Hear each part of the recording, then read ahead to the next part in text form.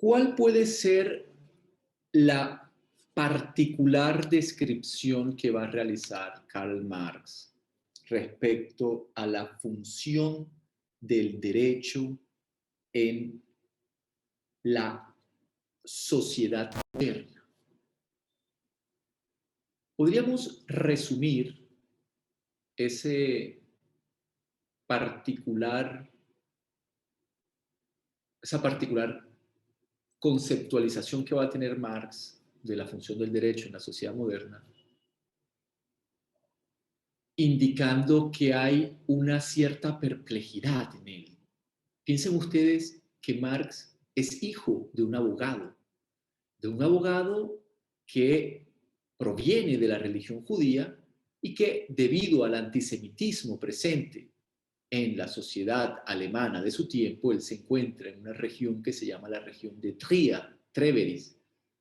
En esa región se encuentra, en la región del Rheinland-Pfalz, de la Renania-Palatinada, en una ciudad que se llama Trier, Treveris. Allí es donde nace Marx. Su padre debe abandonar el judaísmo y abrazar el protestantismo. Pasar de llamarse Herrscher Mordechai a llamarse Heinrich Marx. Bueno, esto tiene una influencia sobre su hijo, Karl Marx, quien por cierto lleva el segundo nombre, como segundo nombre, el nombre de su padre, Karl Heinrich Marx. Y ingresa a la Universidad de Bonn para estudiar Derecho. Años después deja el Derecho como la carrera profesional principal para en Berlín tomar filosofía como carrera principal. Eso es algo típico de Alemania. Usted estudia 3 carreras a la vez, una que es la Hauptfach, que es la carrera central, y luego tiene unas Nebenfach, que son las que hace junto a esa principal. En el caso de Marx, tal como él nos dirá, es jurisprudencia, o sea, derecho. Se dice en alemán Jura studiert, haber estudiado jurisprudencia o derecho. Pero su principal fue filosofía e historia. Entonces, él lo que está formado es como filósofo, como historiador y como abogado.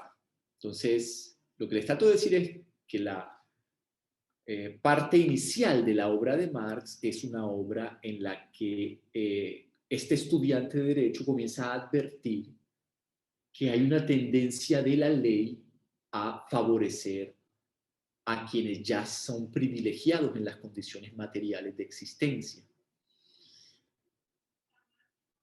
Poco a poco, este joven Marx, que nosotros estamos conociendo en su primer texto de los que hacen parte de la bibliografía de la asignatura, con este artículo publicado el 25 de octubre de 1842, cuando él tiene tan solo 24 años, publicado en la Gaceta Renana, Rheinische Zeitung, y en el que viene acompañado a otros artículos donde le está escribiendo sobre la situación de los campesinos del Mosela, sobre la censura y otros temas.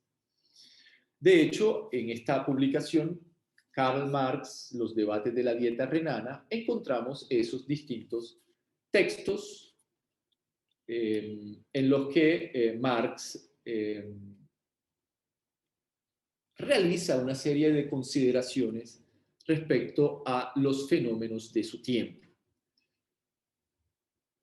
Entonces, yo digo una perplejidad porque poco a poco Marx va a tomar conciencia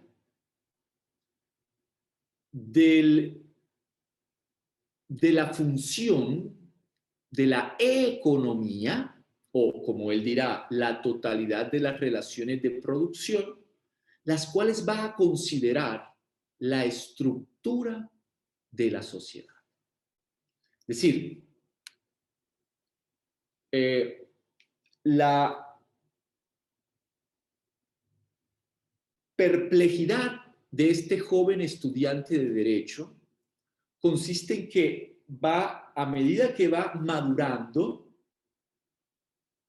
va advirtiendo que el derecho no es solo lo que implica como prescripción, como narrativa, sino también las consecuencias de esa prescripción y de esas narrativas. En otras palabras, la narrativa de la semántica de la libertad moderna, que nadie pondría en duda que un personaje como Karl Marx habría defendido, habría dicho, claro que estoy de acuerdo con la libertad, con la igualdad, con la seguridad, con la incluso propiedad, claro que está de acuerdo. No está de acuerdo con ese tipo de libertad, que es una libertad legal, definida por la ley en términos mercantiles. No es esa igualdad formal en la que solo se está garantizando la posibilidad de ser propietario de igual forma que otros. No ese derecho a la propiedad privada que consiste en un egoísmo a partir de un interés privado, ni tampoco dirá esa seguridad, porque esa es una seguridad entendida en términos de estado de policía para asegurar el egoísmo. Estoy simplemente parafraseando la cuestión judía, la lectura 8, perdón, la lectura 9 de las tres lecturas, la 8, la 9 y la 10, que hacen parte de la bibliografía de la asignatura. Simplemente estoy parafraseando con estas ideas lo que Marx plantea ahí como críticas a los derechos del hombre y del ciudadano. Porque él dice, ¿por qué se distingue entre un hombre y un ciudadano? ¿De dónde viene este homme en francés, este hombre, y de dónde viene este citoyen, de dónde viene este ciudadano?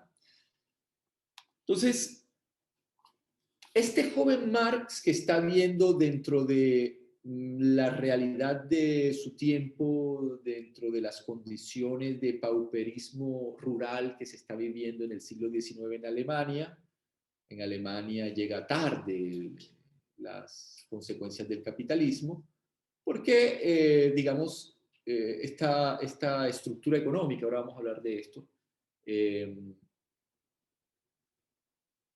resulta originarse en otro lugar y no necesariamente en Alemania. Incluso la migración del campo a la ciudad tendrá particulares consecuencias en Alemania. Será distinta a la migración inglesa, la migración que se da en Inglaterra es una migración en la que los campesinos son expulsados del campo y se ven en la obligación de entrar a la ciudad. Son fenómenos distintos al que ocurre, por ejemplo, en la Italia meridional o en Alemania.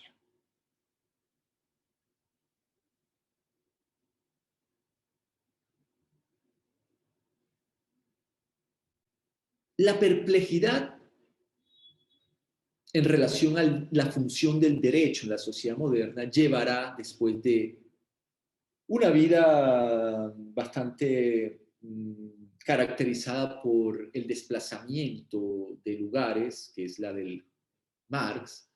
Piensen ustedes que con 24 años se encuentra en su Renania, pero ya luego, hacia 1844, comenzarán sus exilios porque van a cerrar el periódico. La profesión de Marx es de periodista, es la única profesión que ejerció en su vida, nunca ejerció alguna otra.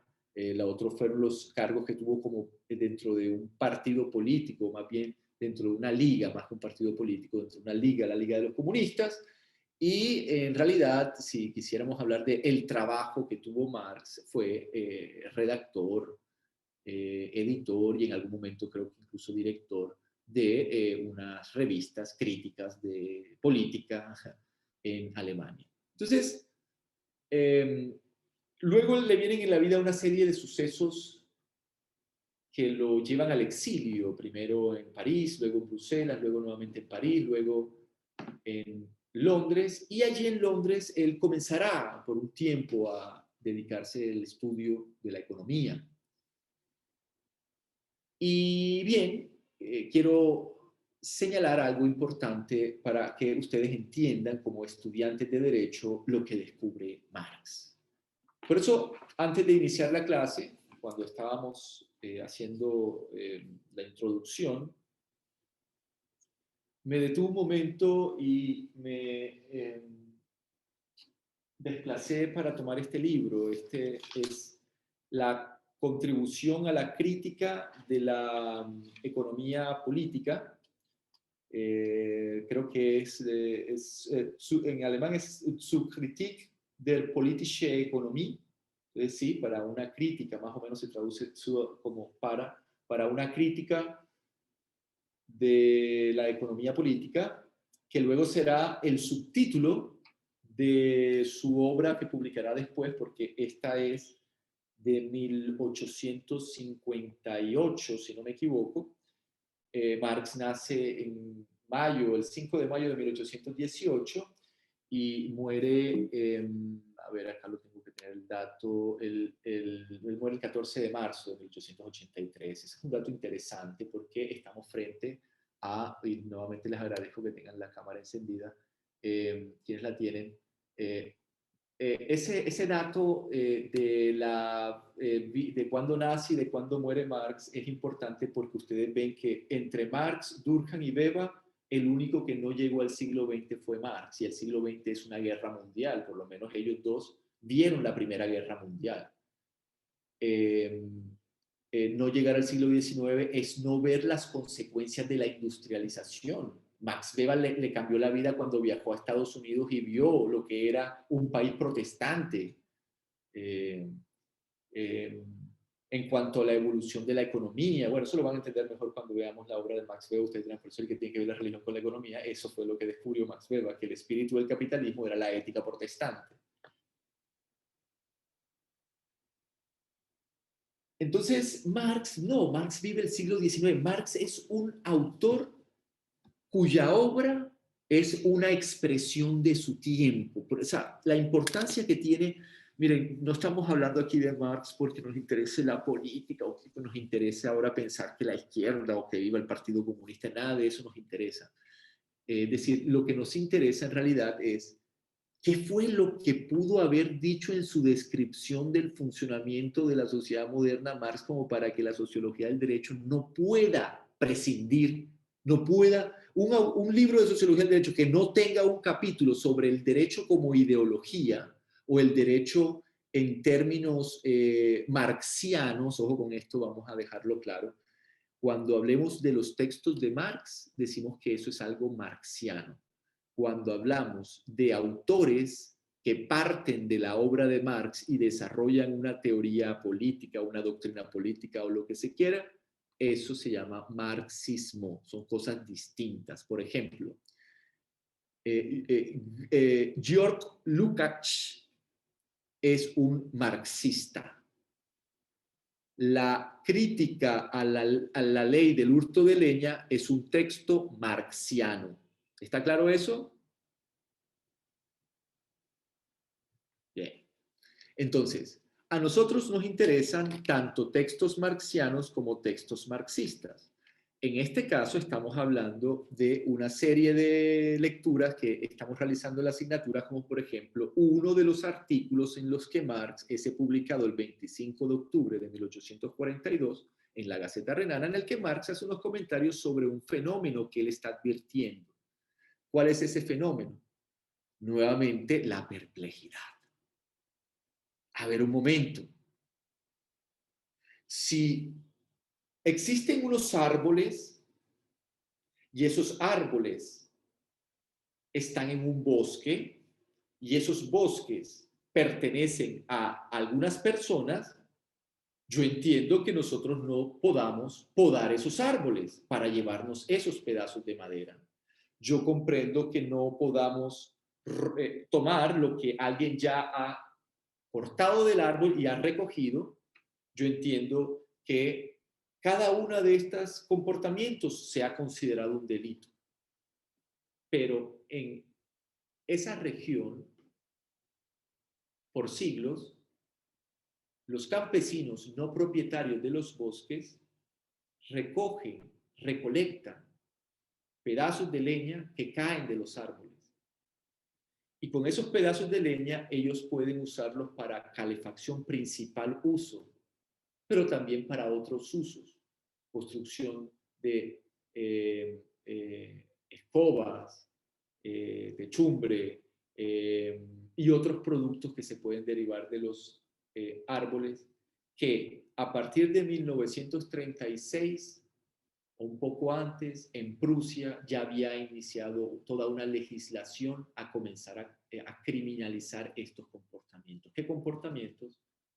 La ley sobre el hurto de leña es una legislación de la dieta renana, del Parlamento renano, que tiene, digamos, muchas restricciones para sus decisiones, pero entre las que tomó fue criminalizar con circunstancias de agravación punitiva, que ustedes las tienen allí, no vale la pena mencionar, ya ustedes las conocen,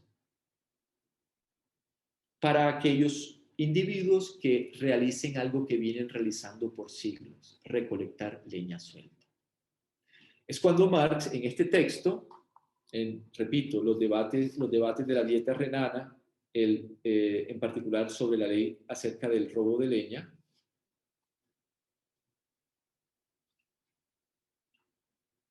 Marx, en la página 29, entiende que hay una serie de casos. Dice, para apropiarse de leña verde hay que separarla con violencia de su conjunto orgánico. Es un abierto atentado al árbol y por lo mismo un abierto atentado al propietario del árbol.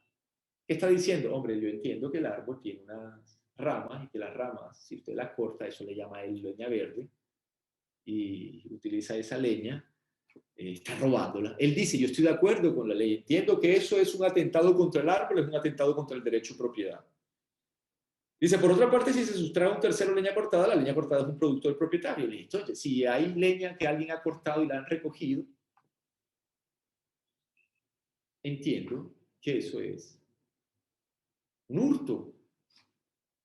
Dice, en el caso de la leña suelta, en cambio, nada se separa de la propiedad. Y aquí comienza, por eso debo advertirles que Marx tiene algo particular al escribir, y es que usa la ironía, en algunos casos incluso es capaz de burlarse de lo que otros dicen. Y es aquí cuando comienza a hacer este juego y dice, lo ya separado de la propiedad se separa de la propiedad. O sea, está diciendo, o sea, ¿cómo así? ¿Cómo así que si algo que ya se cayó del árbol, ya eso no le pertenece al árbol? Porque por naturaleza las ramas se caen de los árboles. Entonces, si ya eso no pertenece al árbol, ¿por qué recogerlo se va a considerar un atentado al árbol? Si ya lo separado de la propiedad se separa, lo ya separado de la propiedad se separa de la propiedad. ¿Qué tal? O sea, ahí faltó un ¿qué tal? Para que entiendan a Marx cuando escribe en alemán. Por ejemplo, acá yo tengo la obra completa del Capital en alemán y otros textos, y lo he leído, y tiene un alemán muy, podríamos decir, eh, no es difícil de entender a Marx, es muy de un lenguaje muy riguroso en algunas partes y en otros muy jocoso, y de un alemán un poco, no es como el caso de Hegel, por ejemplo, que tiene un alemán difícil de leer. Entonces, ¿qué está diciendo desde los 24 años Marx un estudiante de derecho? Dice y cierra la lectura diciendo, si los privilegiados por el derecho escrito apelan a sus derechos consuetudinarios, traduzco, sí, la nobleza que ya está en ventaja como una sobrerepresentación en el Parlamento renano, y por esa razón es que aprueban esa ley, porque a pesar de ellos ser una minoría en la población, tienen el mismo voto que el resto de la población. Campesinos, ciudadanos, nobles. El nobles es, la nobleza es una sobrerepresentación en la dieta renana. Entonces dice, si los privilegiados por el derecho escrito apelan a sus derechos consuetudinarios, si los dueños de los bosques van ahora a pedir que esa leña suelta cueste para que la gente la tenga que pagar y ellos beneficiarse, si eso es lo que ellos van a exigir, dice, en lugar del contenido humano, exigen la imagen animal del derecho, que ahora se ha transformado en una mera máscara animal.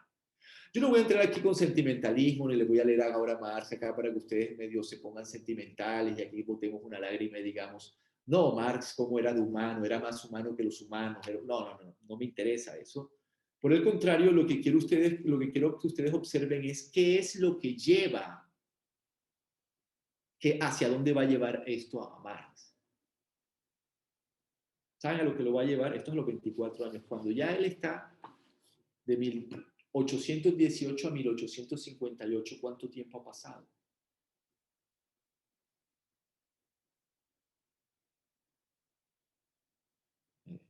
¿Me están escuchando? De 1818 a 1858, ¿cuánto tiempo ha pasado? Una pista, la edad que yo tengo. 40 años. 40 años, bien. A los 40 años escribe esto Marx. Déjenme verificar que su crítica sea de esta. Tengo que verificar que sea de ese año porque creo que es del 1858, sí, estoy casi seguro. A ver, aquí está. 1859, sí, siempre me gusta ser riguroso con lo que digo. Aunque pudo haber sido que lo haya escrito en 1858. Pero digamos que ya cuando tiene 40 años, Marx nos dice lo siguiente. En una obra, repito, que se llama, también le pusieron contribución. Contribución a la crítica de la economía política. Contribución a la crítica de la economía política. Esta es una versión del siglo XXI Editores, que es una traducción directa del alemán. Yo la versión alemana la tengo fotocopiada. Fotocopiada la tengo allí en alguna parte de la biblioteca.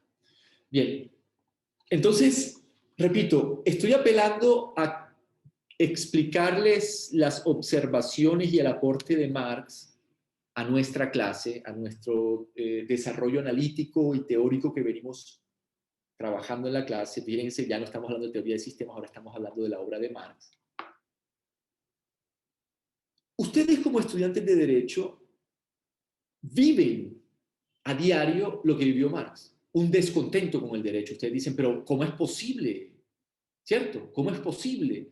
¿Cómo pudo ser esto? O sea, por ejemplo, la reforma tributaria, ustedes dicen, de verdad. O sea, de verdad vamos a hacer estas cosas. ¿Esto lo puede hacer la ley? Esto, es decir, bueno, Marx lo vivió. A los 24 años está diciendo, sí, los privilegiados por el derecho escrito, sí, ya los que están en ventaja económica, política, apelan a unos supuestos derechos consuetudinarios, a unos derechos que no han existido y que en cambio sí han existido el derecho consuetudinario de recolectar la leña suelta. Eso ya es una costumbre. ¿Cómo van a criminalizar una costumbre?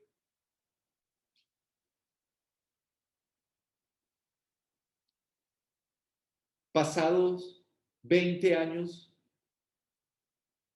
Marx nos dice lo siguiente, en el prólogo de su obra Contribución a la crítica de la economía política, dice, mi carrera profesional ha sido la de jurisprudencia, derecho, aunque solo la he ejercido como disciplina subordinada, junto a la filosofía y a la historia.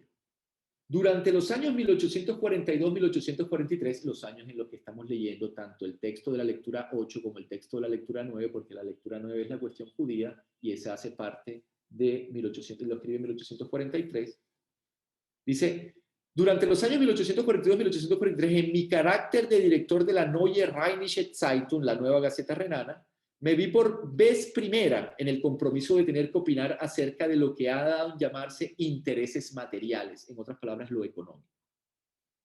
Los debates de la dieta renana acerca del robo de leña y el parcelamiento de la propiedad de la tierra, la polémica oficial sobre la situación de los campesinos del Mosela, iniciado por el señor von Schäfer, a la sazón gobernador de la provincia renana con la Rheinische Zeitung, y por último, debates sobre el libre comercio y los aranceles proteccionistas me brindaron una primera ocasión para ocuparme de problemas económicos. Más adelante, nos va a confesar lo siguiente, y voy a compartirlo para que lo tengamos como guía.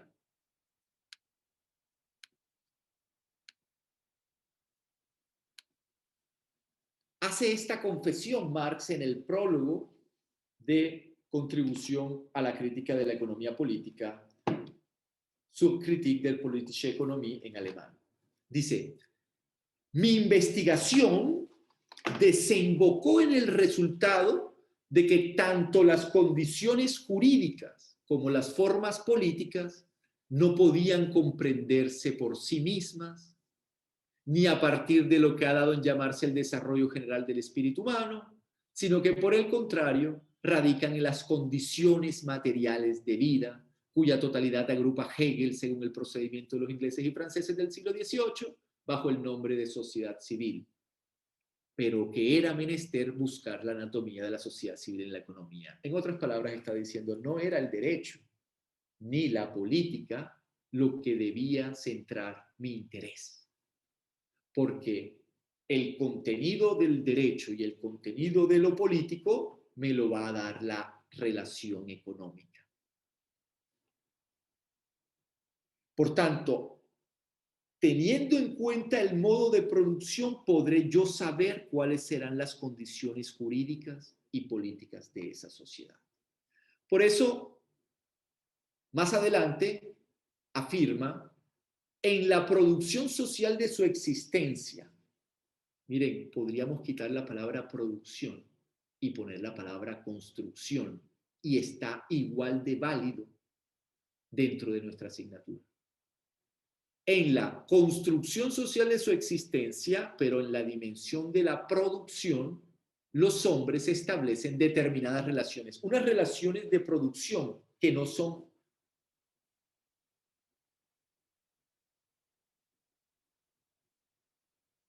dependientes de su voluntad. No es que si usted quiere o no quiere, son independientes a usted, son externas a usted y son necesarias. Se llaman modos de producción de la vida social. Él le llama relaciones de producción, y estas relaciones de producción corresponden cada una a un determinado estadio evolutivo de las fuerzas productivas materiales. ¿A qué se refiere? Así como vimos en los tipos de sociedad, cuando estábamos analizando la segunda cuestión fundamental, recuerden, veíamos que estaba la sociedad de cazadores y recolectores, la sociedad de pastoreo, las sociedades agrarias, las sociedades tradicionales, la sociedad moderna. Veíamos que había un elemento determinante en esta tipología y era la fuente de energía que pasa de ser animada, buey e incluso el viento, a ser inanimada como el carbón, la gasolina y derivados. O la electricidad.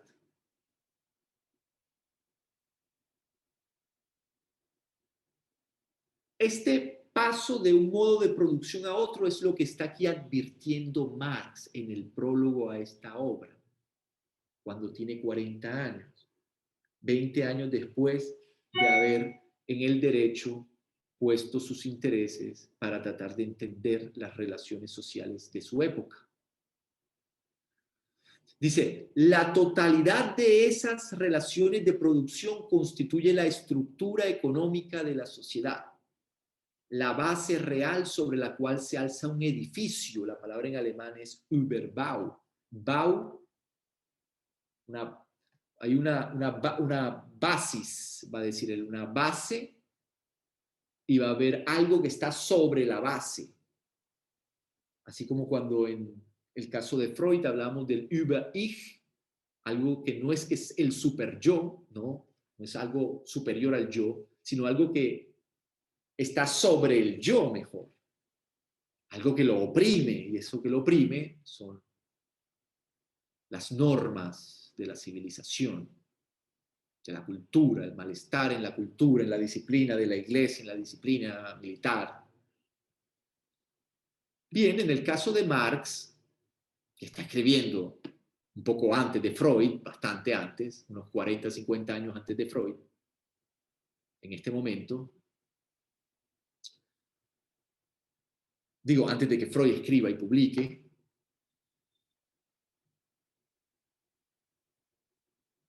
Marx muere en el 83, años en los que todavía no ha ido a ver en París a Charcot y quedar cautivado con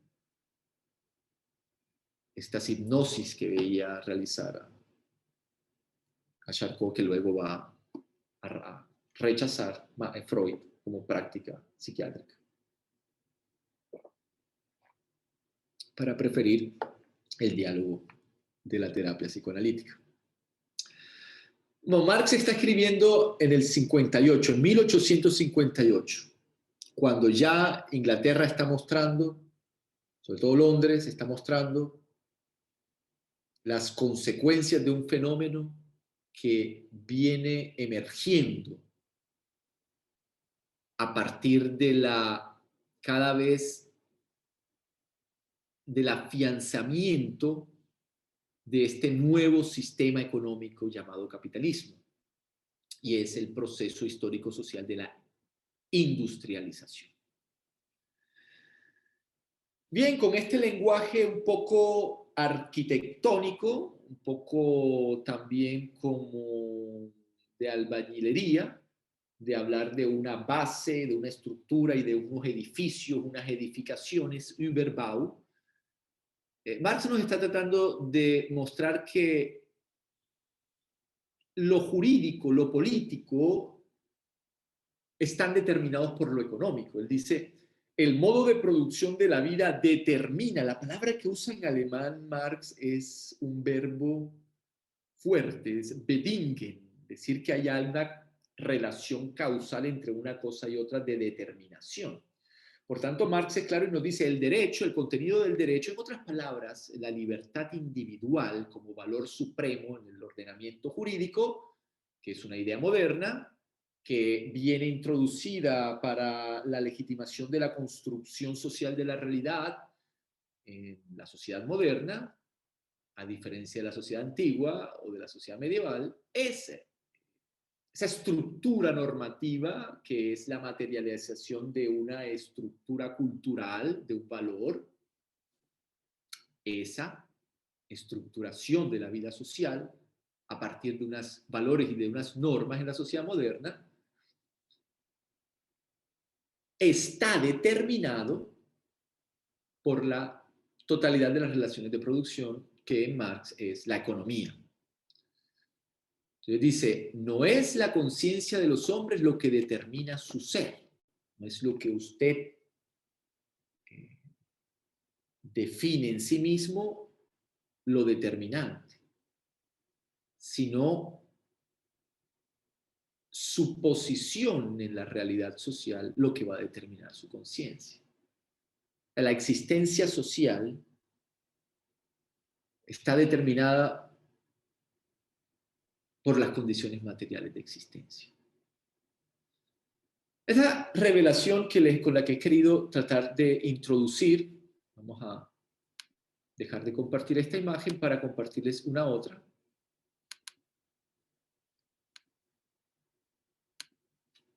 Perdón, otra imagen.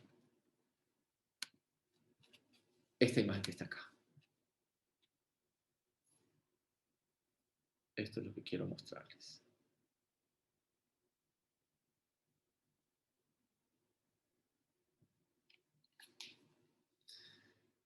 Es decir, ¿qué nos está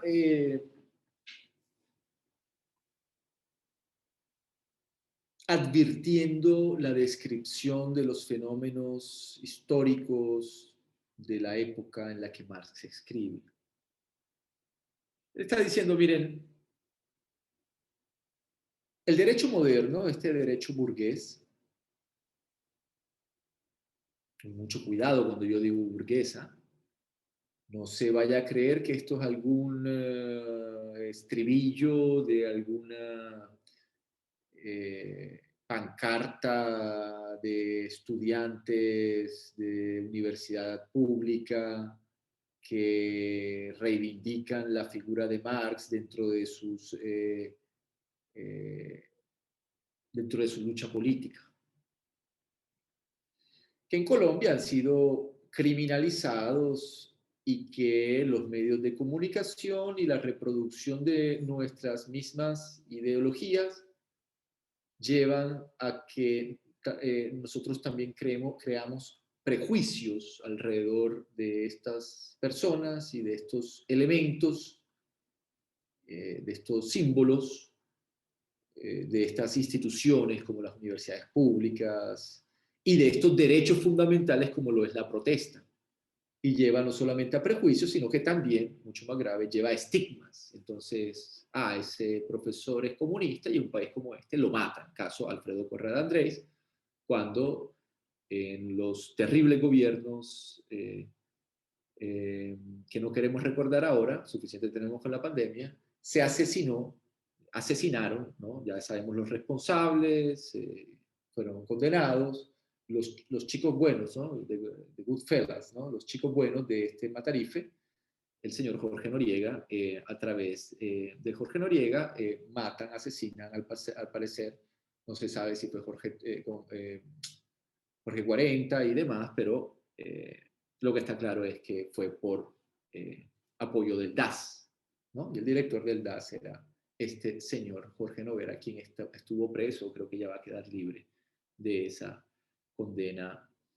Entonces, este es uno de los chicos buenos del Matarife. Entonces, al profesor Alfredo Correa de Andrés lo asesinaron cuando estaba cerca de su casa, haciendo una llamada por un teléfono público, y un sicario lo mató, ¿no? Entonces, en ese sentido, no piensen ustedes que cuando uno usa la palabra burgués esté haciendo un estribillo de algún coro de abajo la burguesía. No, no. Ustedes tienen que pensar que la burguesía es una clase social determinante en el estudio de la sociedad moderna y hay que tomárselo con mucha seriedad. Miren, es tan determinante que uno de los sociólogos más importantes de Alemania se llama Werner Sombart.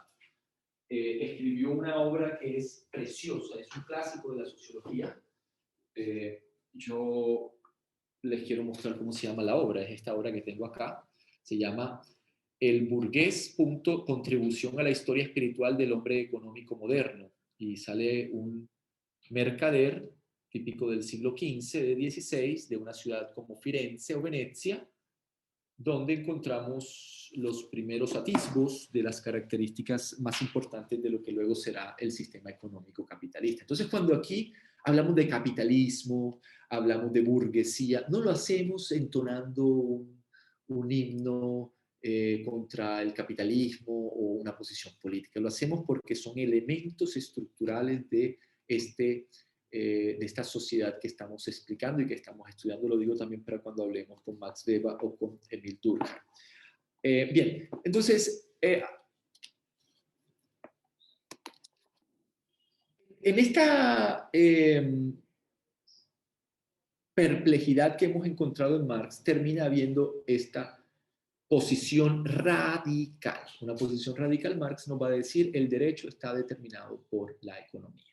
Y por eso, como vemos aquí en la imagen, él va a hablar de una infraestructura, ¿cierto? Por eso Marx va a hablar en términos estructurales, va a estar advirtiendo que el derecho es una estructura que, como un edificio, cuyos cimientos dependen, o sea, sus cimientos, lo que ella es como estructura, son económicos. Entonces, en últimas, para Marx, el contenido del derecho es expresión de una relación económica. Eso es lo que él nos quiere decir. O sea, que las fuerzas y las relaciones de producción eh, son las que determinan la ideología, el conocimiento en cuanto a la política, el derecho, la moral. Esa es, digamos, una forma transversal de leer la descripción que hace Marx del derecho moderno en la sociedad moderna. Ahora bien,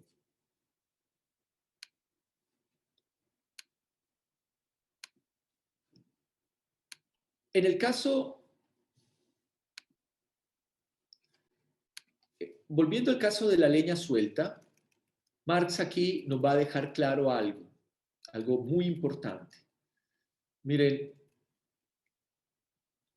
en el momento en el que el derecho, a través de una legislación, la de la dieta renana, criminaliza un comportamiento que durante siglos ha sido una costumbre, el derecho ha realizado uno de esos procesos sociales que hemos descrito y que hemos conocido en la primera parte de nuestra asignatura, cuando estudiamos la construcción social de la realidad. Ese proceso es el proceso de la objetivación. En este caso podemos ver cómo a través de esta dieta renana se lleva a cabo una definición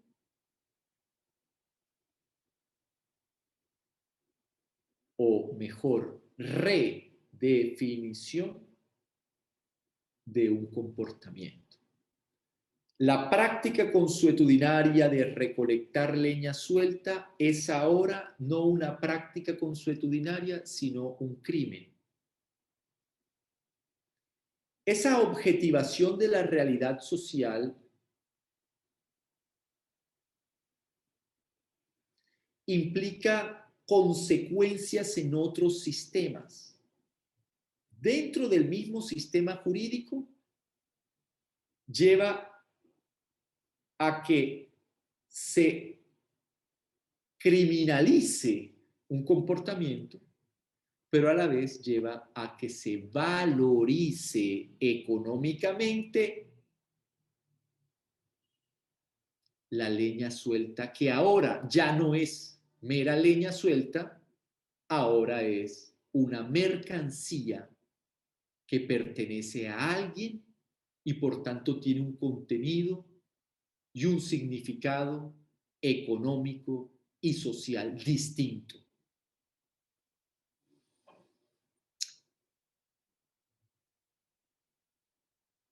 En algún momento Marx lee una obra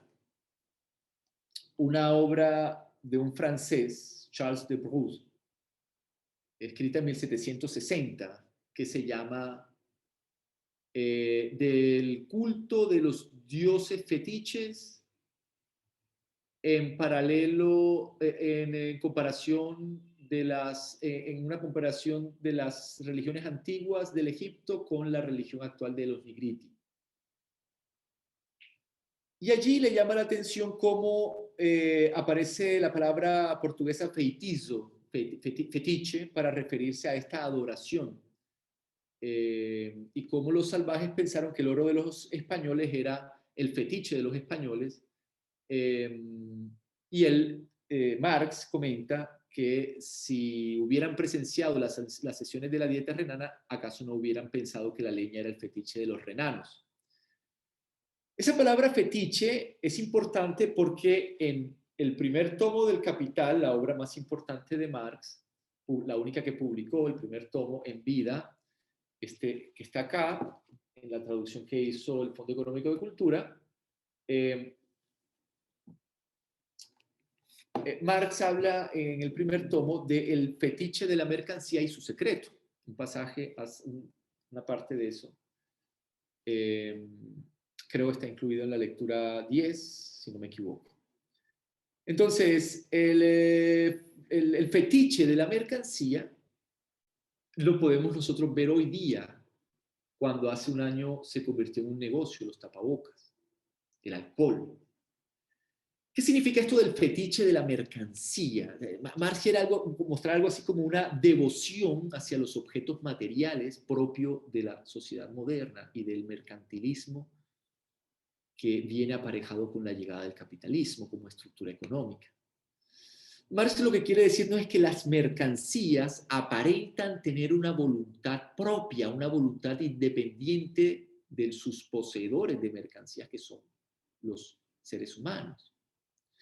Entonces, esta leña suelta en la obra de Marx va a pasar a ser una preocupación en términos de fetiche frente a las mercancías, una sociedad mercantil. Y de aquí va a derivarse una preocupación por una palabra filosófica de uno de los autores que él le fascina, que es Hegel, la palabra Entfremdung, que es una palabra que significa alienación.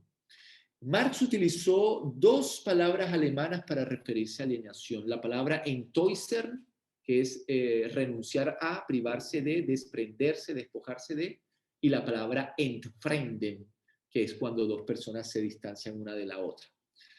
Entonces, más o menos él lo explica en estos términos. Él dice, alienación, para que entendamos todo el proceso completo, y esto apoyándonos, por ejemplo, en la explicación que nos da Irving Seitling en una obra preciosa que se llama Ideología y Teoría Sociológica.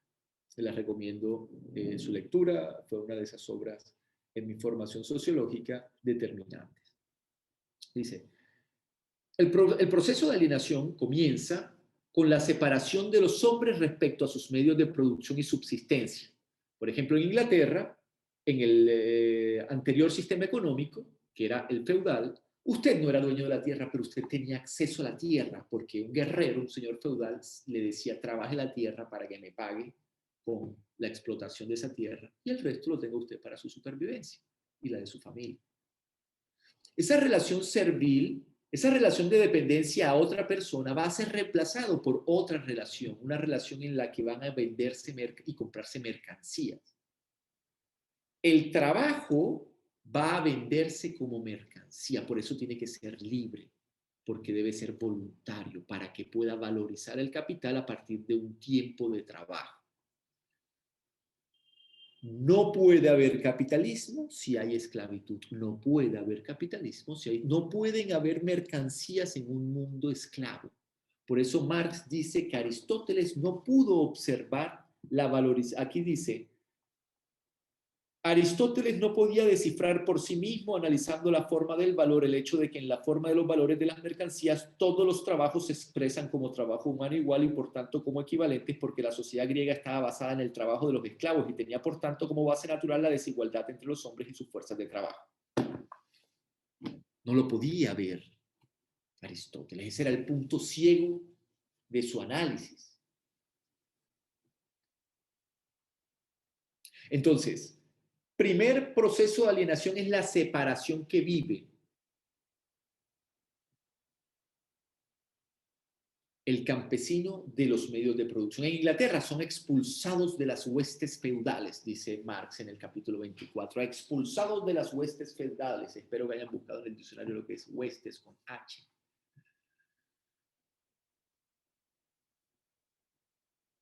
Pero en Alemania o Italia meridional, incluso el campesino tuvo que emigrar para tratar de sobrevivir de la situación paupérrima, el pauperismo rural, del que nos habla, por ejemplo, uno de los biógrafos de la obra de Marx, Franz Mehring, en la obra Karl Marx eine Biographie.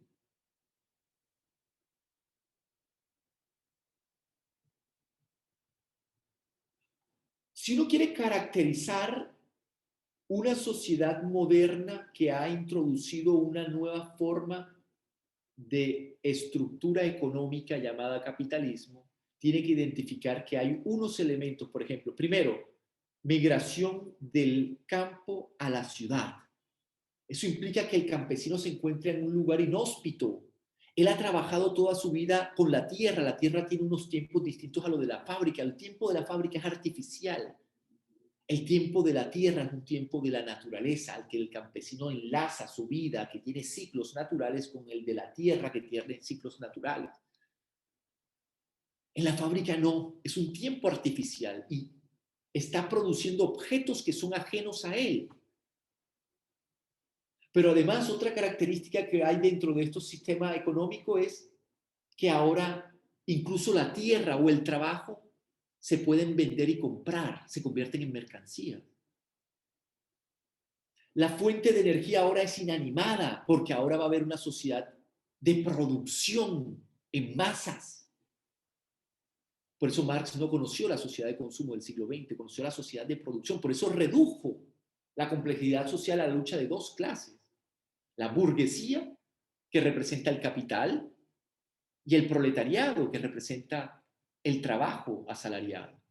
Capital es cualquier recurso, incluyendo el dinero, la maquinaria o incluso las fábricas, que pueda ser utilizado o invertido para producir futuros recursos. Nos advierte esto Anthony Giddens en su texto Cuestiones Esenciales de Sociología, cuando habla del capitalismo.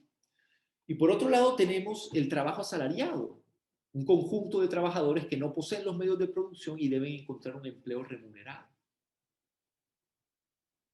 Fíjense, ¿ah? No solamente para que haya capitalismo debe haber una libertad formal, o sea, que formalmente la ley establezca que usted debe voluntariamente vender su fuerza de trabajo, porque si no estamos en otro modelo, no el modelo capitalista, sino que además usted deba verse obligado a encontrar un empleo remunerado, o sea, usted deba, para sobrevivir, para obtener lo que antes el campo le daba cuando usted lo explotaba, ahora debe comprar esos bienes en un mercado que ya no es un lugar como el ágora antiguo, sino que ahora es el mercado mundial, el sistema económico mundial, un sistema que emerge también. Recuerden que lo decíamos con la caracterización que hacíamos con José Chuverian de las características principales de una sociedad con una diferenciación funcional. La sociedad moderna es esa. Bien, este es uno de los elementos claves para entender el capitalismo y la función del derecho en la sociedad moderna, según lo que nos dice Marx. Por eso Marx nos va a decir algo, va a decir, el derecho moderno es una ideología. Ojo, Marx va a decir, el derecho moderno es una ideología. ¿Por qué una ideología? Porque él piensa que la ideología es una representación aparente de la realidad, una representación ilusoria, es una representación parcializada, es una representación fragmentada, es una representación que hace una clase social de la realidad social que falsea la realidad para sus intereses. Él dice, el derecho moderno establece una igualdad formal entre el capitalista y el proletario. Él dice, al capitalista ya no se le identifica ni como amo ni como señor feudal. Es decir, ahora es un comprador de fuerza de trabajo. Y al trabajador ya no se le identifica ni como esclavo ni como siervo, sino que ahora es un vendedor de la fuerza de trabajo. Por tanto, hay una desubjetivación del derecho. Hay más bien una tendencia a la cosificación. Entonces, por eso él habla del fetiche de las mercancías. La mercancía, dinero con la mercancía, fuerza de trabajo, se intercambian de igual a igual en el mercado de trabajo, sin ninguna distinción más allá de que uno es comprador y el otro vendedor. Pero disculpe, dice Marx, esa igualdad falsea la realidad porque resulta que el capitalista se encuentra en unas condiciones materiales muy distintas a las condiciones en las que se encuentra el trabajador. Hablamos de condiciones de salud, de alimentación, de inclusión o exclusión. ¿Por qué el derecho va a negar lo que es real, lo que es material, por unas apariencias, por unas ideas que no son reales? Entonces, no solamente va a criticar eso como ideológico, sino que va a considerar que, por ejemplo, la Declaración de los Derechos del Hombre y del Ciudadano de 1789 y las constituciones que él analiza en la lectura 9, va a considerar que esos derechos del hombre no son más que los derechos del hombre entendido como miembro de la sociedad civil, siguiendo la lectura que hace Hegel, que a la vez está siguiendo a los economistas clásicos como David Ricardo y como Adam Smith, que a diferencia de los filósofos políticos contractualistas como Thomas Hobbes, como Jean-Jacques Rousseau, que consideraban la sociedad compuesta por el Estado y la familia, es decir, ubicaban en la familia las relaciones económicas, cuando ya en la sociedad moderna aparece algo llamado la sociedad civil, y ya no es entonces entre Estado y familia, sino que ya Hegel, por ejemplo, en su obra de filosofía, Fundamentos de Filosofía del Derecho, de 1821, que no es una obra que él publicó, sino los apuntes de clase, cuando él da esta clase en Berlín, Hegel va ya en la tercera parte, en la que habla de la eticidad del sistema de las necesidades, va a diferenciar entre Estado, sociedad civil y familia, y va a ubicar la producción, el trabajo abstracto en la sociedad civil. Marx va a decir estos derechos, los famosos derechos humanos, el de la libertad, que no es más que una libertad legal, el de la propiedad no es más que el de la igualdad, que no es más que el de la igual forma de apropiarse de cosas que posibilita la ley, y el de la seguridad, que no es más que la de un estado de policía para asegurar ese egoísmo en el que viene representado ese miembro de la sociedad civil, no es más que una construcción ideológica de la realidad y, por tanto, Marx va a considerar el derecho moderno como un instrumento ideológico, como un instrumento de dominación de las clases poderosas sobre las clases subalternas.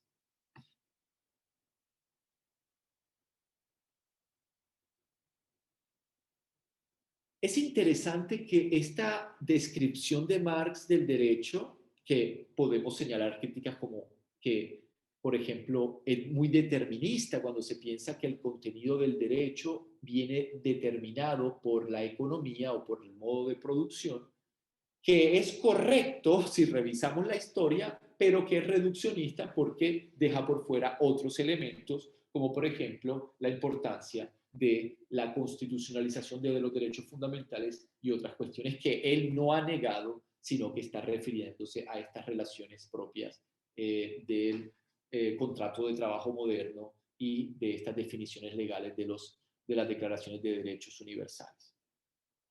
Podemos ver la instrumentalización del derecho para fines económicos con el capítulo 24 del primer tomo del Capital, la lectura 10, la acumulación originaria. Y ahí podemos observar cómo a través de legislaciones, dirá Marx, a través de a sangre y fuego, a través de la criminalización de el vagabundaje, va a llevarse a cabo un proceso en Europa, en varios países de Europa, en los que, por ejemplo, Enrique VIII va a establecer una serie de castigos para aquellos campesinos que queden en la calle, que no recurran a trabajar en las fábricas, que no se adapten a la vida en la ciudad.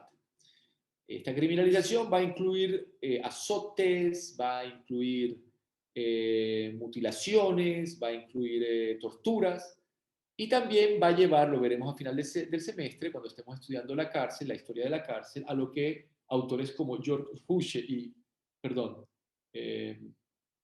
George Huche y Kirchheimer, Otto Kirchheimer, en realidad solo escribió Huche, Kirchheimer le puso introducción y conclusiones porque luego no apareció Huche nuevamente, que son autores de la tercera década del siglo pasado, que escribieron una obra que se llama Punishment and Social Structure para la Escuela de Frankfurt en los años 30 del siglo pasado. Es un estudio sobre la relación que existe entre las penas corporales, las penas de prisión, el sistema penal, el castigo y el sistema económico. Entonces, a través de esta amenaza o esta criminalización de los campesinos, se logró que los campesinos vendieran su fuerza de trabajo por una miseria, ya que en esa época era difícil encontrar personas que supieran trabajar en una fábrica, y lo que hicieron fue amenazar a los campesinos con ir a la cárcel y forzarlos a trabajo forzado donde nada van a recibir, que trabajar en la libertad por una miseria de salario. Eso fue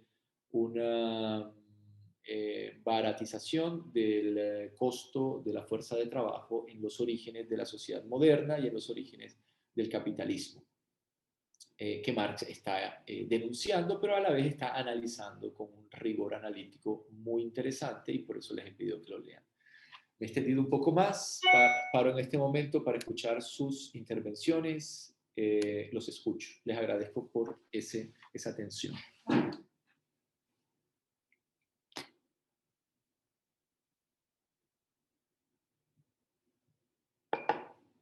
Profe, a mí me quedó una duda con la explicación que usted nos está dando ahora. Bueno, no tanto una duda, sino como que no alcancé a captar bien. Y es que usted dice que o sea, que Marx considera que la estructura de la sociedad es, pero no, o sea, no recuerdo como tal qué era lo que usted hacía referencia. Perdón, no entendí la pregunta. A ver, Marx dice que la totalidad de las relaciones de producción constituye la estructura, la base de la sociedad. Es decir, el modo de producción, sea esclavista, sea feudal, sea mercantil, determina el resto de estructuras. Por eso dice que esas otras estructuras como el derecho, la política, son sobreestructuras. Ellas dependen su contenido de la base, que es la economía. Eso es lo que, es lo que dice Marx, no lo que yo estoy diciendo, lo que dice Marx. Ok. Entonces, eso lleva, por ejemplo, que en un pasaje Marx diga, el contenido del derecho es una relación económica. Es decir, que en últimas, si el derecho establece, mire, le leo este pasaje, que a mí particularmente me gusta este pasaje, sobre todo en alemán, tiene algo que no tiene la traducción. Mire, le voy a leer el resto, que es uno de los pasajes más jurídicos que pueda haber. Esto está en el capítulo 2 del primer tomo del Capital, cuando habla del proceso del cambio. Dice, las mercancías no pueden acudir ellas solas al mercado ni cambiarse por sí mismas. Miren cómo es de siempre con la burla, ¿no? O sea, él está diciendo, estos anteojos no pueden ir caminando a la plaza pública junto a este vaso para intercambiarse entre ellos mismos. Debemos, pues, volver la vista a sus guardianes, a los poseedores de mercancía, es decir, a los seres humanos. Las mercancías son cosas y se hallan, por tanto, inermes frente al hombre, o sea, inermes es así, no se pueden mover, ¿no? Si no se les someten de grado, el hombre puede emplear la fuerza, o dicho en otros términos, apoderarse de ellas. Para que estas cosas, las mercancías, se relacionen las unas con las otras como mercancías, es necesario que sus guardianes se relacionen entre sí como personas, ojo, cuyas voluntades moran en aquellos objetos, de tal modo que cada poseedor de una mercancía solo pueda apoderarse de la de otro por voluntad de éste y desprendiéndose de la suya propia, es decir, por medio de un acto de voluntad común a ambos. En otras palabras, la compra y venta de fuerza de trabajo solo es posible si yo voy voluntariamente a la empresa y digo, mire, yo estoy buscando trabajo. Yo no lo puedo a usted reducir a la condición de esclavo ni de siervo. ¿Está claro eso? O sea, que yo como tal me esclavizo a mí mismo al momento de ir a buscar el trabajo. Tiene usted, Sebastián, Santiago, ahorita antes dije Sebastián, perdón, Santiago, usted tiene toda la razón y Marx, de hecho, por eso, miren, cuando ustedes escuchan en derecho la frase, una cosa es la libertad formal, perdón, una cosa es la igualdad formal y otra cosa es la desigualdad material. Piensen en Marx. Porque Marx nos está diciendo, la libertad, perdón, la igualdad formal es la igualdad de la ley, en la que simplemente se anula la subjetividad, ya yo no soy proletario, como tampoco ya el otro es capitalista, sino que aparecemos como compradores y vendedores de fuerza de trabajo. Ambos aparecemos como poseedores de mercancías, está diciendo Marx. Entonces, no puede haber capitalismo si yo voluntariamente no voy. Entonces, claro, en muchos pasajes de la obra, en el capítulo 24 incluso, Marx dice que hay una esclavización, pero que no es formal porque la ley no puede, porque es un sistema capitalista que parte del trabajo asalariado, libre, donde voluntariamente usted debe. Entonces, miren lo que dice acá. Es necesario, por consiguiente, que ambas personas, ¿qué personas? El comprador de la fuerza de trabajo, el capitalista, el vendedor de la fuerza de trabajo, el proletario, se reconozcan como propietarios privados. Usted es propietario de su fuerza de trabajo, yo soy propietario de dinero, del capital. Dice, esta relación jurídica, ¿cuál relación jurídica? La del contrato de trabajo. Es una relación de voluntad en el que se refleja una relación económica. El contenido de esta relación jurídica o de voluntad lo da la relación económica misma. Aquí las personas solo existen las unas para las otras como representantes de sus mercancías, o lo que es lo mismo como poseedores de mercancías. Perdónenme, son las y 28, pero déjenme esta frase, es una de las frases, incluso en alemán, la tengo aquí también en alemán.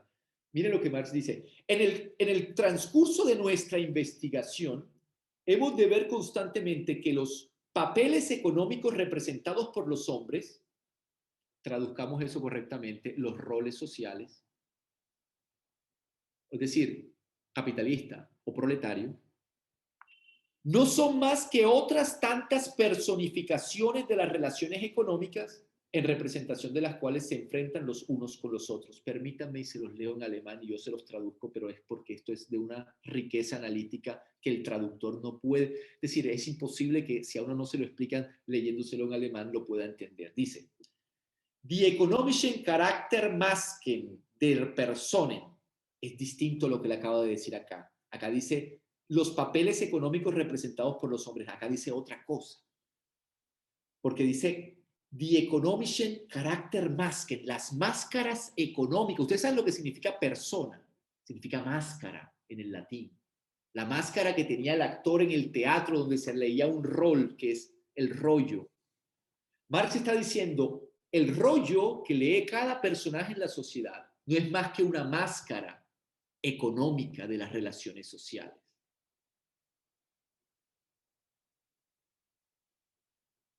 Bien, ¿qué otro punto? A ver, ¿qué otra cosa? Bien, si quieren hagamos esto. La próxima clase, que es el próximo martes, vamos a comenzar con Durkheim, porque nosotros no vamos a abandonar a Marx, los vamos a ir poniendo a discutir a ellos. Pero si hay alguien que tenga alguna duda de lo explicado hoy, comenzamos con eso. ¿Les parece? Yo tengo clase ahora a las 4:30. Por eso no me quedo con ustedes hablando, porque está muy buena la conversación. Sí, profe, perfecto.